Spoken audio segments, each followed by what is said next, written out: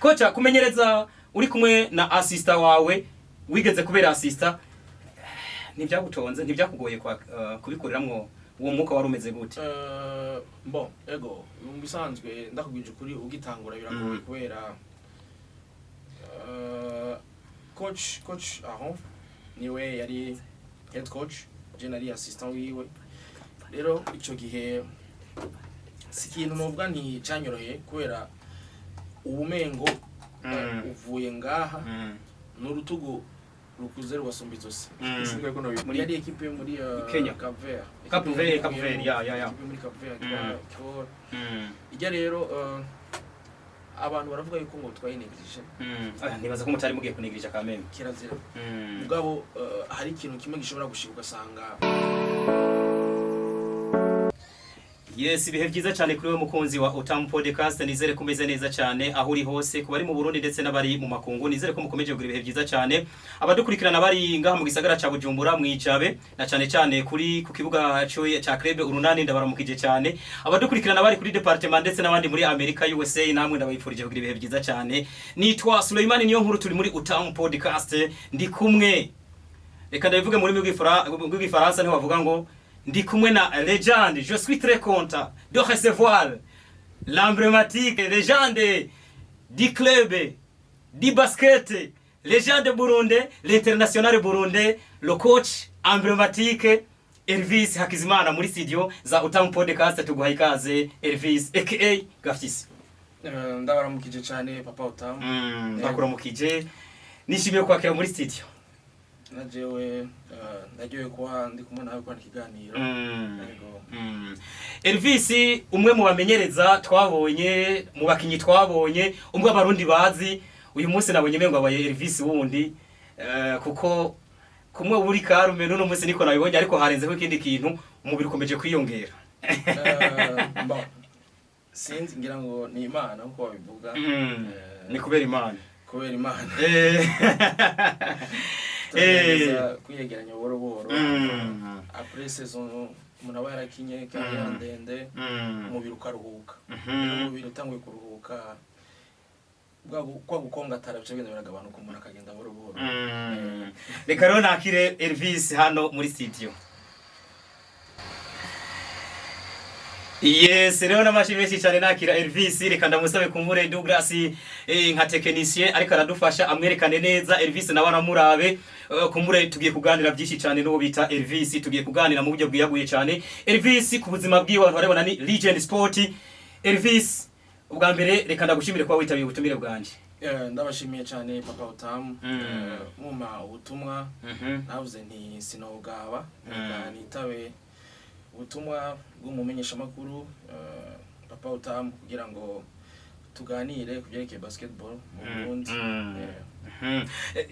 Ariko ndashaka tubaza tugaruke gatoya, Elvis ninde? Abatakuzi abazi Elvis nk'umumenyereza, hari abatazi Elvis ni Umurundi, ni Umunyamerika, yavukiye mu Bujumbura, yavukiye he havukana nabande, ni umwana wande ko tubona ari umuntu ari tarantiwe muri basketball. No wahehe uyu muntu ubwo ntabwo ari Umunyamerika. Yaba bya bindi byo umuntu agiye gusaba batangura kumubaza yava. Je nitwa Elvis Hakizimana ko babivuze. Benshi banazira Gafyisi. Numenyereza umugwi Urunani abana nawo kinyamwo. Tuvukana turi abana batandatu. Ego abandi imfura. Abahungu abakobwa cyane. Jenje ndumuhungu wa mbere akigwa n'amahasa mu umukobwa inyuma yabo yandi mahasa abiri y'abakobwa n'umurerezi y'umukobwa. Niteze ko nawe uzobyara amahasa kandi Imana ibijiye ngo biza bikunda isengesho ryaje rya kiko inshallah. Anyway Elvis iwanyu ni wakinye basket wenyene uru rukino rwa basketball kururimo cyane gwaje guti wanyu papa wawe mama wawe cyangese? Aya nta numwe muri abo bose yagiye. Byarizanye byaje guti? Byarizanye kubera navukiye mu Jamba mwijabe. Donc mwijabe ni quartier twani basket cyane dans basket hafi umwanya munini nawo mara kuri dans basket avanga byose football na basket. Mugabo petit frère nkurikira hasa rimwe yakinye football mugabo abakobwa nta sport bagiye mu urumva nje nakinye basket. Abakobwa batinya kuvuga imyaka ariko nibaza ko Elvis adatinya kuvuga nk'imyaka yiwe. Wavutse ryari? Je navutse 85. 85 ni kuvuga ubukwije imyaka 40. mu kumunani urayikwiza Yego. turaza kukoma amashi tuvuga ngo joyeux Yeah. anniversaire turaza kubivuga inshallah tuzobivuga anyway Elvis arubatse oya umusore yego ngaragu nukuvuga uracari nturarushinga urwawe oya mugabo biri imbere yego inshallah inshallah ya Elvis rero mwamwumvise Hakizimana batazira Gafyisi numumenyereza yabaye n'umukinyi Elvis watubwiye ko watanguriye mwije bare naho wanavukiye reka kumbure twinjire muri details Elvis Hakizimana muri basketball yatanguye ryari basketball aza kuba umuntu akomeye amenyekana mu gihugu ryari muri basketball niho nashaka ko duhera kuko ubwa mbere ko tubwiye ibyo muri famille numvise ko ari wabitanguye kandi niwe legend muri famille bafise muri basket basket nayitanguye kera nkiri muto bivugaga ni basko neta nafise imyaka nka 10 muri crise yabaye muri 93 kijya gihe niho twatangukana basket kuri taha umwanya munini ko nari twaje no kwishura twasanga two turakina cyane basket twabona n'abandi bakuze bakora kina twakina imipira mito y'imibangano alors kuva aho naciye nkunda cyane basket kubera rwa mbere twakina football mwe by'abana bose b'abahungu mugabo twanavanga na basket mugabo urukundo rwaje rwa basket kuva kubera umwanya munini yari kuri taha hajya hafi twashobora no gutembera ngo tujana kuri kubera twari mu magume hama boro ngana ndakura nkina muri equipe y'aba jeune akaba man 4 y'aba jeune académie de jeunes en vacances nizo nakinamwo yego ni urukundo rwanje rwa basket no kumenya basket cyane byatanguriye reka nkubaze nkoresheje kano kantu urambwira isano ryawe ni club bita Urunani Basketball Club ryaje gute ni gute wisanze mu Urunani kwanza kuko urumva wakina utarashika mu Runani nibyo nashaka kutubwira yego nakina niryohera ndasana neza cyane by the way ni keza vraiment ni keza blue is the color natanguye nkina mwijabe mvuze kandi Urunani gwagira entraînement mwijabe rero kugira entraînement mwijabe nibo twakuze tubona bari nk'abagranfrère bacu donc cadukura tubiyumvamo cyane nk'umuntu wese abona mukuru wiwe ariko arakora ibintu byiza agashaka kumwigana je rero naje numvise kumengo ivyo bakora naje no bikora naje noja muri uyo mugwi boro buhoro nyene atangura kuja mu mugwi w'abana Urunani B hama mu nyuma baranshima bavuga ko nobandaye mu mugwi w'abakuze canda ja muri equipe A yego niko byatanguye boro boro aho hari mu mwaka ryari natanguye kuja muri Urunani Ligue B 2001 ama saison 2003-2004 none nagiye muri première division nagiye imyaka 2 muri B okay parcours y'Urunani rero biratanguye urugenda gute Urunani wakoze ibihe bikorwa nk'umukinyi Hundi mugwi wakiniye kumburenze guhava nawo ndawugaruka ko no umugwi w'Urunani wagumye ari umuryango wanje ni famille mwicama yego fandi muri division B sinaronse amahirwe yo gutsinda mu championnat naronse juste prix individuel bijya batanga ndashimwe umukinyi w'umwaka umwaka wanje wa kabiri muri B niwe bamaye MVP ndaba meilleur joueur muri B ama ubwo rero baranshima ndaja muri première division ngana umwaka wa mbere naragira utantrement dukeya muri A kubera umucoach w'ico gihe yarampa umwanya gukorana n'abo muri agura ndamenyera hama nyene mwaka wa kabiri bigenze neza baca baranduza nshishora kwandanya muri première division naho nyene turakora neza turakora cyane yego murandika amateka menshi wakina kwiye poste nari mu 2 et de mener rimwe namwe ka yego nimwe ko 3 yego kubera mu 2 arashaka kina 3 arashobora cyangwa kina 2 bivanye n'amanuzo y'ubushoboye yego hambavu yaho Elvis yarakuze ageraho atangura gutwara amatrofe yego trofe wibuka uba waratwaye uri kumwe na club Urunani imbere ko nza kuba ninjira mu guserukira igihugu hari za zone 5 maze kumva bavuga indege ya mbere unatubwira igihe wayuririye nuko wabitekereza umunsi wa mbere muri indege ugiye gukinira useruka nk'umukinyi w'Urunani Basketball Club aho rero umbwiye vyama trofe nibiki twatwaye mu Urunani tworara uncountable mba ama champion nayo ngaha menshi ama playoffs menshi ama tournoi menshi ayo mahivalite yaje mu nyuma mugabo ari umwaka nzi ari imyaka nzi Urunani gwari gwiganza ibikombe byinshi ngaha n'amazone 5 ko bivuze ziya statut zose muri Tanzania mu Burundi muri Kenya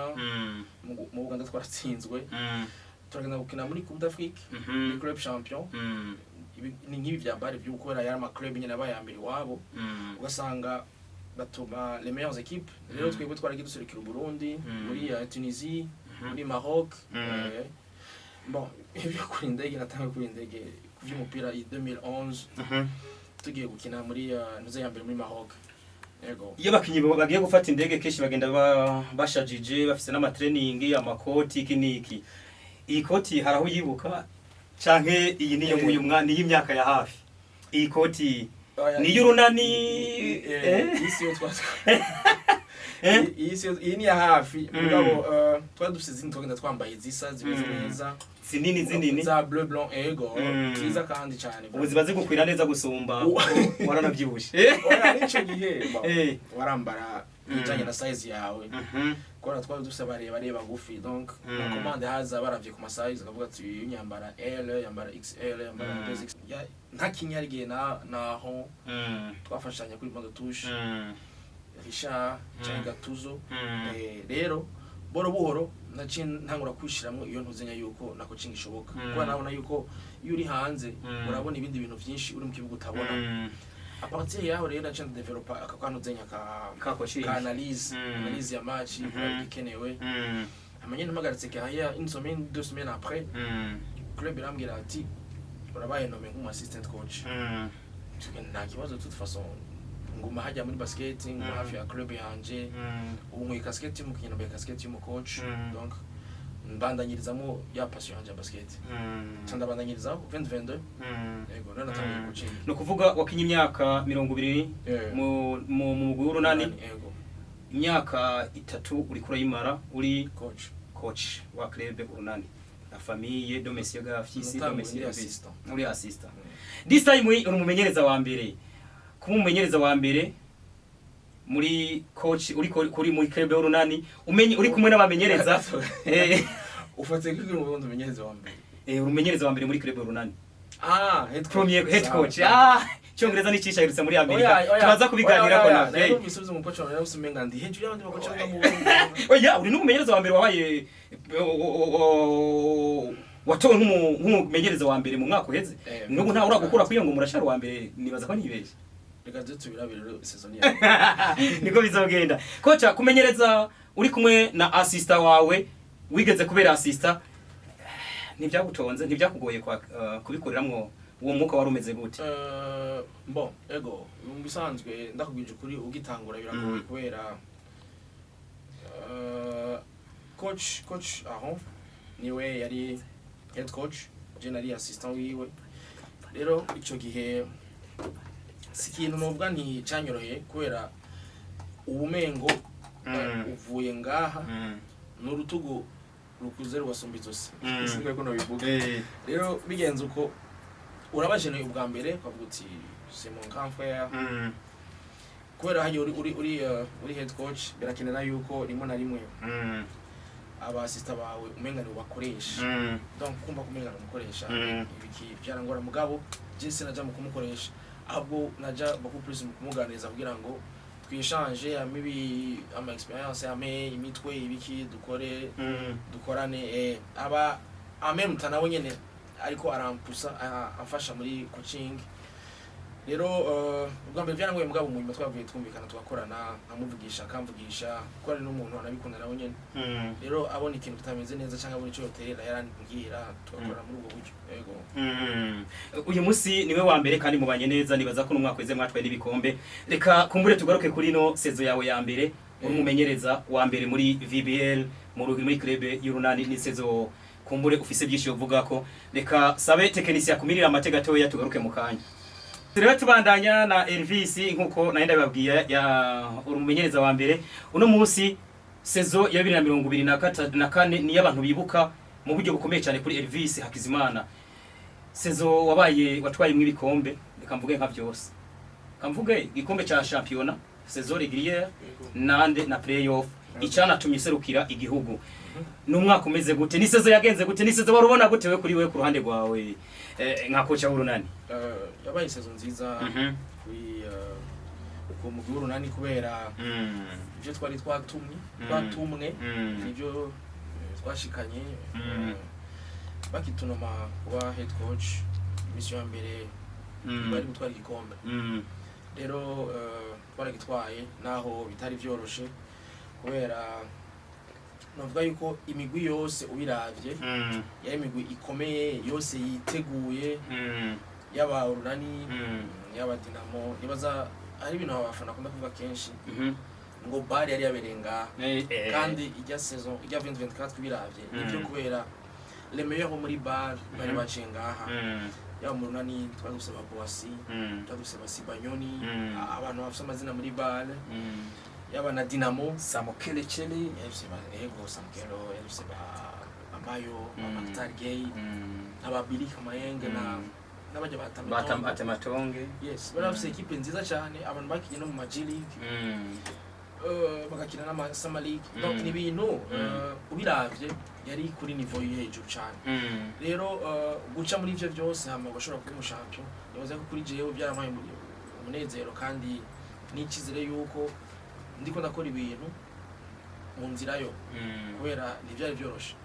ntivyari vitanye ko tuzo gutwara igikombe kubera si twingene twari dukomeye n'abandi bari bakomeye wari umwaka novuga ko we kurandi wari uteguye gute umaze kubona sezi imeze nk'uko ari n'ubwa mbere ubaye umumenyereza novuga kuri club wari umwaka ugira kabiri kwanza uri umumenyereza wa mbere wa mbere umumenyereza wa mbere mu Runani ntabwo byananiye cyane kubera navuga ni uri umucoach kuki iba ari nka ICR ugenda buhoro buhoro uvuga uti okay bibaye ni exploit bitabaye naho ndiko ndiga umwaka ukurikira chanza nabaye mieux n'ameliore gato y'amanza yiwanje rero ubu nibaza yuko ndi muri yo nzira singiri wa mu coach kuki singiri wa undi bagitangura ubwa mbere mugabo ndi buhoro buhoro ndiko ndakomera muri coaching rero ndavyo bakitwara dufise kabura n'ingene twumvikana ingene twakorana sinabise ubwo bayiko dushobora kuba abashampion ko dushobora kurandika ko n'abashampion narabibona yuko birakunda navuga two dukorana neza kandi dufise n'abakinyi babishoboye ntakazo rumwe ari gutuma tutaba abashampion hama n'indi migwi urana nka yabaremesha yabanalizi po yari yazanye abakinyi bakomeye abagabone Centrafricain n'abacoach bari bikomeje barazanye mu Cameroun barazanye Shenyo mu Faransa Julien Shen irazana ranuzenya na Remesha yari yazanye Dinamo wongeze ko yari ifise no yigeze kuba mu mwaka wa yari ifise umumenyereza bari bajanye muri base w'umunya Madagascar novuga ko yari wa kabiri canke se mu préparateur physique bakazana na Jolis na wenyene yiyongera kuri iyo equipe bari bafise staff technique nziza check muri Remesha yari ifise Mugabe Robert donc warabona yuko ari ligue idasanzwe ntabwo wagira ngo abantu nyene mwari muhanganye ntabwo basket ni imwe ni universel abasigaye yuko umwe wese akoresha ubwenge bwiwe mu majuste matandukanye kocha no mwaka mwatwaye ibikombe ndetse muranasohoka hageze gusohoka habayeho ko mutakaza babakinyi mutari mufise no mwaka wateguye gute ni gusohoka kwanyu waguteguye gute kuko bamwe mwarabatakaje abandi murabagumana abaye twatakaje just kuvuga abakinyi bamwe mutari mwari mufise mutagumanye kubera hari igitigiri cyasabwa cyuko mutegezwa ko kujana muri nuzenya muri Loditubar musanzwe hagiye ugiye gukina urahamforsa poste yawe ubona bikenewe cyane rero abo tutatwaye sibo gutwabatakaje abo twagerageje kuzana abakomeye kuri bo kuva kuri poste uvuze uti turanforce nk'umu 3 tuze kurondera umu 3 akomeye ari umu 2 tuze kurondera umu 2 akomeye ari umu 5 ni muri yo sens tujyango iyo tugiye mu makompetition nk'ayo rero poste yose ugerageza gushiraho umuntu akomeye kugira ngo agufashe gutsinda agufashe kurondera iyo ntsinzi akomeze equipe kwa mugeze muri Loditubar Elite 16 ntibigenze neza ndeka tuve kubitagenze neza tubwire kwanza mwabayeho gute hariya muri Kenya gwaru yari Jesse imeze gute ko ari kumwe n'umumenyereza novuga ngo mutari mumenyeranye mutari mwakoranye saison ariko peut-être mwakoranye Loditubar bon coach Babi ni umu coach abizi cyane coach afite izina muri Senegal no muri Afrika uretse ko 2023 yarabaye coach de l'année rero kumwitwaza byari inyungu ku muguru wacu kugira ngo na staff technique hama aduhe n'ivyo azi bijanye na gestion y'amamatch nkajya kuri nivo yo hejuru rero twarakoranye neza no assistant wiwe naramubwira ivyo nzi ku bakinyi biwacu bamwe atarazi akanyumviriza amubwira ivyo mbona akanyumviriza rero sikintu coroshe kubera ubwa mbere kwanza tugishika twana kumenga duhagaze neza twavuze dufite amashance yo gutsinda nibaza yuko haragiyemo no kwijaja tumaze kubona dutsinze imigwi ikomeye twabona yuko umenga urukino twagiye gukina rwa qualification muri yari equipe yo muri Kenya Cap Vert ya muri Cap Vert ko ijya rero abantu baravuga yuko ngo twayinegirije nibaza ko mutari mugiye kunegirija kameme kirazira mugabo hari ikintu kimwe gishobora gushika ugasanga iyo muri negligence mugabo ntubufise engagement ntubufise nuzenya commitment niyo warufise ukina na equipe nka yanye City Thunder canke City Oilers rero akwana kwana dukozeko ubona kumengo ko bakaratumye ahubwo dutsinda muri rukino utari twigeza gutsinda yego byarashitse mugabo nta kundi birashika muratashe rero ntibikunze ku rugendo rwanyu rubandanya muri Le Bar wavyakiriye gute nk'umumenyereza warufise equipe muga umwaka waruheze warufise n'amahirwe yo kugera kure kuko ari kubura umumenyereza wa mbere nibaza ko akoze mu mateka yo kuronka equipe bwa mbere akaca atwara ibikombe bikinirwa muri ico gihugu championnat saison régulière playoff akacaza no muri bare nibaza ko ari kubaye umumenyereza wa mbere abikoze nimba tugiye mu mateka tukarondeza wavyakiriye gute wewe wabaye mubabaro kubera yari objectif ya nyuma umuntu wose aba kwararondera gushika muri bare twarakinye saison régulière sava tsinda playoffs okay rero ibyo byose twabikoze no ubunya ni vyamari ivyo rondera kuba qualifié muri bar kubera niyo yanyuma muri Afrika niko kugwanya umuntu agera niyo competition mu yitabira ikomeye il team kabisa rero udashitseyo umubabaro mugabo en même temps uriga hanga defect yose yamari cigwa wabivuze nti Mandela yavuze yuko ngo je ne pere jamais soit je gagne ou j'apprends ko biri kosa nawe mwarize on apprend de ses erreurs surtout nka competition ngazijyanye uzi yuko chaque match chaque détail compte ça compte rero unya turazi yuko en fait 2022 twarananiwe 2024 kandi ngo nibaza yuko ubu abagize ahantu umuntu avuga ati qu'est-ce qui n'a pas marché kabisa est-ce que turi sûr ko kitazosubira cyane tegura muri ubwo buryo rero nibaza yuko turasaba ngo twashaka hajya ahantu tuzosora kugira iyo erreur yo gukina match nk'izonya invasion di high table tuzikine twijajara zogenda turi prêt pour gutsinda tuzokina nka final kwa match yose zoba ari finale yego match yose ari finale ya ni Elvis Hakizimana ko cha urunani mwaka ino gihe ndetse no mwaka uheze yari ko cha urunani ariko aratubwira ku rugendo rwabo muri Road to Bar naho bagarukiye ndetse nuko bavyakira inyuma yuko bavuyemo ariko ashize ko akaburunga avuga ngo ivyo mu mwaka uheze byaratwigishije uyu mwaka bikunze tugashikaho hazoba ariho ico twita final no kuvuga urukino rwose izoba ari finale tuzoba turiko turakina sezo irarangiye ya 2024 reka tishire ko akaburungu naje mvuge ngo ndashize ko akaburungu hakurikiye vacances hakurikira n'urugendo kuri coach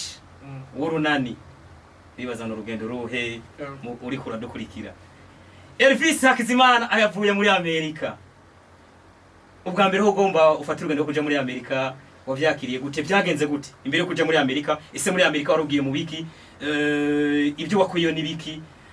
byose tumbwira ngo turabigira ko turanyingene wagarutse kuko benshi nituba genda mvuga ngo ngeze Kansas biragoye ko nofate icyimvire cyo kongera kugaruka muri Afrika niba ke bafata iyo initiative bakavuga ngo ndagarutse ikivyemeza nuko hariho na bamwe nashize kumesheninga batagarutse wewe byagenze gute urugendo rwawe rumeze gute kuja muri Amerika bo bwa mbere na mbere bikiba umuntu akironka ijya zo kubandanyayo bibaza yuko ni ikintu kiba kiryoshe two turondera twese États-Unis igihugu ca basketball yaba mu nkino yaba n'abacoach n'abantu bakomeye cyane kugira rero rimwe na rimwe umuntu wese ari muri monde ya basket aravyifuza kubijamo kuja kugira ama stage hari yanyu rero naragerageje ndasaba kuja muri iyo formation iyo camp twatugiyemwo ya coaching ndagiriye imana ndaronka amahirwe yo kujayo baranyemerera barampiye invitation ndagenda muri ambassade saba visa barayimpa kwaza duse na sukuve turonka n'amarecommandation atandukanye rero tugiye kwiga ibijanye na coaching nko abivutse mugabo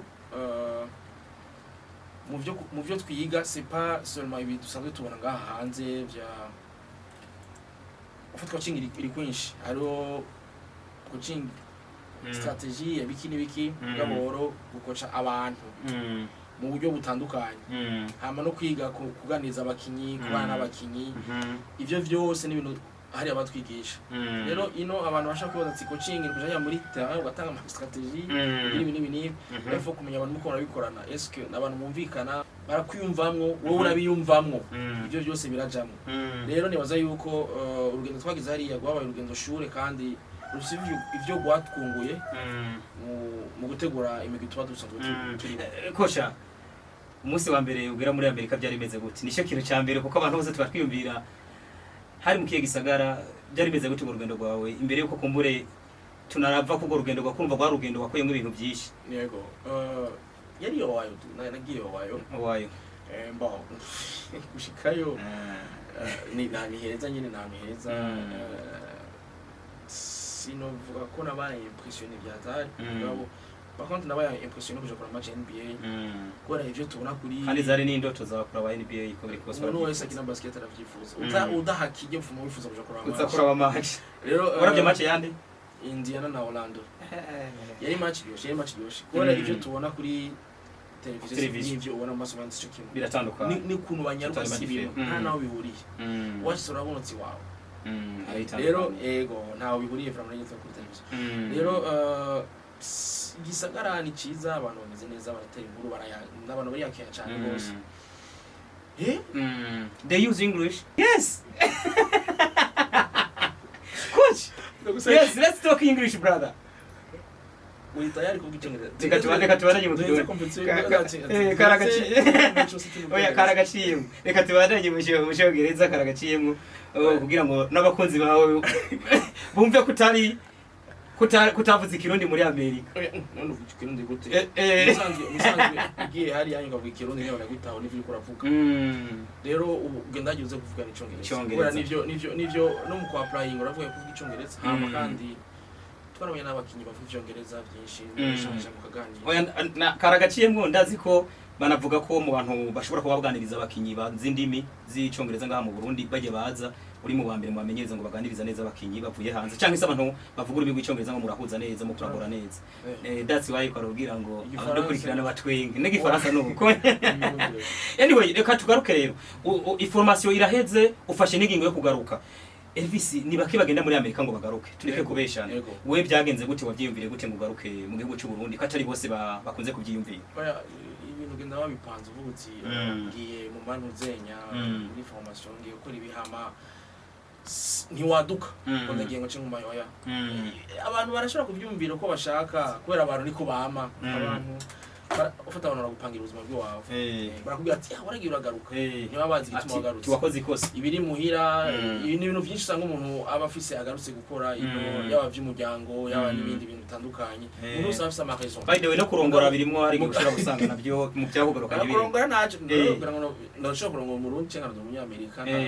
hari byari gutwara indi myaka nta reka ndabwiye ikintu kimwe ndashobora gukora mu bantu kwiyumvira umuntu uko babishaka wowe kiba gikomeye n'icyo wufise muri wowe kandi ntibinakere ko wisigura ku bantu kubona umuntu wese afise uko atunganya ubuzima bwiwe ingene abutegura rero je nta muntu umwe ngambwira ingene atunganya ubuzima bwiwe n'uwagiye akagumayo afise ses raisons je ngiye nkagaruka ndafise mes raisons donc nta simba n'ubukumye no kwisigura kuri cyo kintu kandi afise igituma kandi ubona warungutse muri rusangi kuba waravuye muri Amerika wagize ayo mahirwe yo kugenda ukagaruka ndungukike waye gushika ubu ni bon hasi ni dog kandi ashobora gusubira ko n'ibintu bakumwaka good that's good nicyo cyambere gikomeye kuba cyo bita situated ko situated monde vuga ati ndashobora gutembera hariho hose bigakunda nkagenda nkagaruka antuka setini bonne chose nabyo urumva n'inyungu ikomeye cyane ni wo gusa witunganya ukamenya n'ivyo ugiyemwo si kuvuga ngo ubuzima bwanje bugarukira muri Amerika gusa ndashaka kuzogenda nko mu myaka yo canke imyaka 3 ngasanga subirayo ugasubirayo mugabo mazi yuko je ivyo nakoze ni vyiza kuri je kandi hari abandi bantu bazi ko ari vyiza kuri yes bamwita Elvis Hakizimana niwe murundi mu bakinyi canke se mu bamenyereza yagize amahirwe yo kugera muri Amerika akagaruka antuka reka tuvuge ngo credit kuri Elvis Hakizimana ako kantu kunugwa mukavuga sinzi none ni bangahe sivyo none coach baragenda bakagaruka fasha harundi yari byari bwabeko oya muri coaching muri inya ntabonzi muri coaching ntabwo babaye babiri bambere bagiye kandi ingene byagenze turabizi ingene byagenze turabizi coach si wewe murundi nane se wagarutse yego cela veut dire quoi que ari wewe wagize iki murundi wa mbere wagiye muri Amerika ugiye mu bintu bya formation ya coaching hanyuma ukagaruka that's good turanabigushimira cyane ingutage izo nyigisho ku barundi anyway iyo ni sezo ya 2024 iheze tugiye mu 2025 niyo tugiye kwinjiramwo reka bamumirira amate technicien ubundi tugaruke Elvis Hakizimana turamufise muri Tambikia tuza kwa dusozereye runani baramukeneye cyane yes niko cha Hakizimana niwe turi kumwe muri studio reka tubananye tuganira nawe kumbure abandanya duha byinshi kuri no basket y'u Burundi 2025 yatanguye coach Hakizimana Elvis sezo itangura harimo ama equipe 12 kandi uyu n'umupira muri nimwe mu mupira muri kumurakina muri no mwaka 2025 ni sezo yatanguye gute ku ruhande rwawe nk'umukocha w'urunani bon ni sezo ije ikomeye nayo nyene kubera urana ko habaye impinduka uza ko nako katubwiye impinduka zarabaye kubera mwabonye ko ubunya reglement yahindutse kujanye n'abakinyi dukinisha kiye kintu cyo kugabanya abanyamahanga ni batanu barenza batanu mu kibuga kwa bose batatu iyo mwabonye ko atari ibintu byoroshe kubera rimwe na rimwe bisaba ko duha chance cyane abarundi mugabo birashobora gusanga ukinisha n'abandi benshi b'abanyamahanga nka batatu mu kibuga byandase hari no barengeje kubera uwo wamenyereye kubandanya competition udaharuye utindi pfisa abana bumva ni bishasha kuri twebwe kandi bishobora kugora kubera ibyabaye uwari ufise mushikira uri muri beya match si cyoroshe kwibuka yuko ufise aba étranger banga uhamagara ubuntu menga arakeneye kurya mwanya